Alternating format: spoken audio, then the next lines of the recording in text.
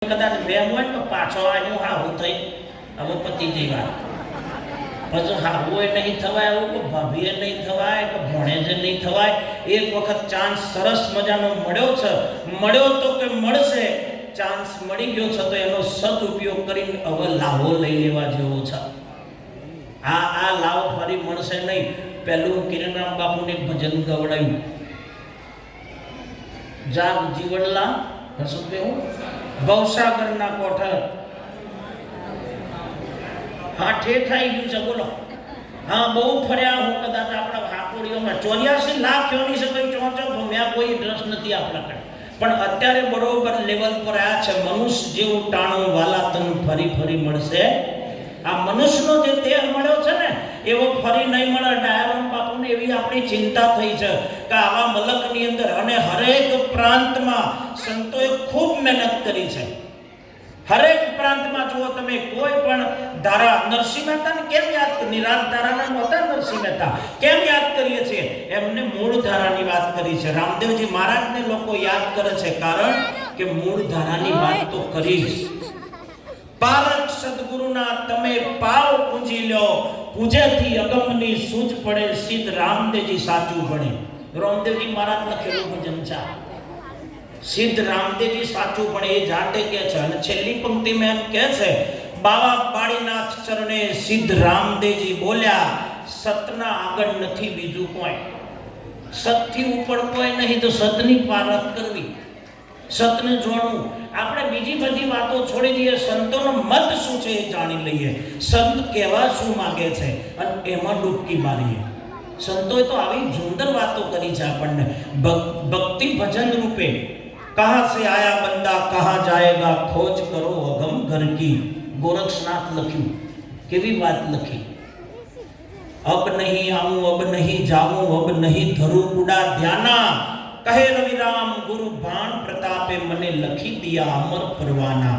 આ વાત તો આપણા અંદર જ પડી છે. અમર પરવાનો છે તો મરવું છે કે એની ચોખવટ. હું કહું તમે સમજીજો એવું નથી. પ્રોસેસ બહુ લોબી છે. તમને એમ થઈ જતું કે સીધું સીધું અહીંથી જ જ્ઞાન પ્રગટ થઈ જાય તો નહીં મેળા. એક મૂન છે ને બોમ્બેનું લઈને હાર ફોડતી હતી. છેલ્લી વાત કરતો હાર સમજો છો? અરે ડોગર હવે તમારે તૈયાર રાઈસ આવે છે ને એટલે ખબર નહીં હોય. હાર ફોડતી હતી અને પતિવ્રતા ધર્મ પાડતી હતી. એના ધણીનું કીધેલું જ કે કરવાનું. એ બોલે એની બીજી સેકન્ડ એનો પડતો બોલ જલી લેવાનો. હાર ફોડતી હતી હોંબેલું ઉપર આવ્યું. એના ઘરવાળાએ કીધું, હોંભળો છો? કે વાહ પોણી લાવો.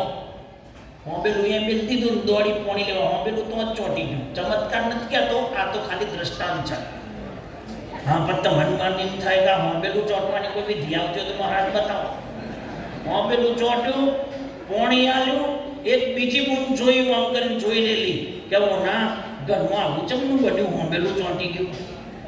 એ દોડીને આવી અને એને પૂછ્યું કે આ હોંબેલું ચોંટવાની વિધિ હું કે એ હું નહીં જોણતી. તમે કે હું કોમ કરે છે કે પતિવ્રતા ધર્મ પાડું છું, મારા ધણીના વચનનું પાલન કરું છું. અમુક તો એટલા બધા પાવરફુલ ભગત હોય ને પણ ભગતને પગ તોડીને હાવ મેળ ના હોય. બોલો ગુરુ મહારાજને મળવા જોઈએ તો એ ગુરુ મહારાજ ભગત મંગળવાર જાય. બાપુ પૂછે કે કેમ જુદો જુદો આવે કે મેળ નહીં તો પછી અમે કેમ નો મેળ આવે? પહેલો તો મેળ લાવવો પડે. હા સાંસારિક મેળ નકરું આત્મજ્ઞાન નહીં કામ લાગે. આપણું બેકગ્રાઉન્ડ બનાવવું પડશે. આપણા આચાર વિચારો. કેવી મજાની વાત થતો હતો ડાયરામને તો આવીએ. એમનો આખો પરિવાર સાહેબ એટલો સમર્પિત છે. માતાઓ બહેનો દીકરીઓ બધાએ સંતોનો આદર કેટલો કરે છે. આ બધું એ પડે. ઠોટુજી થવાનું મેળ દેવું પડે. ઓમ નો મમ તો અમે એ ત્યાં એટલું કોઈ નામ નથી. નાખું શાંતિ રાખ પહેલા પેલો નિર્મળ થા પછી બધી વાત થશે. પેલી આઈને પૂછું કે હે નથી થયું કે હું મારા પતિના વચનનું પાલન કરું છું. તો કે હું વચનનું પાલન કરું તો મારા હોંબેલું ચોંટી જાય? તો કે પાક્કું મારા ચોંટો છે ભાઈ, આ ચોંટી એ જોયું. તો કે હું કરવાનું? પડતો બોલ જલી લેવાનું. ખેડૂત હતા, જિંદગીમાં કોઈ દારા ના ધણીનું કીધેલું કર્યું જ નથી. એ વિકું નથી.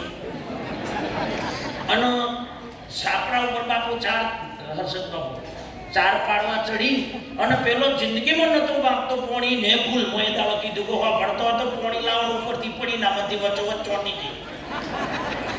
નેચી જાય છે 108 ના એ પેલા જય ગુરુ મહારાજ થયું કે ચમ અમનું થયું કે તરત મેળ પડશે આમાં તો બહુ જૂનો અનુભવ જોશે સદગુરુ મહારાજને સમર્પિત થવું પડશે પછી આ મહિમા જાગે એ પહેલા જાગે એવો નથી અત્યારે તત્પર સંતો કહે છે પ્રયત્ન કરશો વસ્તુ પડી છે સબ ગટ મોરા સાઈયા ખાલી ઘટના કોઈ બલિહારી માં ગટકી જીસ ગટ મે પ્રગટ હોય બધાનામાં છે ખરો પણ તૈયારીમાં અનુભવમાં આવે સદગુરુના શરણે જવું પડે તમે જુઓ ઘણા આ ઓડિયન્સમાં નાથીને બેઠા છે કેટલાય મહાપુરુષો આચાર્યો હું જોઉં છું અમે મંચ ઉપરથી ઘણા એવા આચાર્યો છે જે સમર્થ છે જ્ઞાની છે પણ આ સભામાં બેઠા છે સાહેબ એમનો વિવેક છે એટલે નોનાએ થવું પડે એમને નહીં આવે દૂધમાં ઘી છે 100% બોલો દૂધમાં ઘી છે કે નહીં છે પણ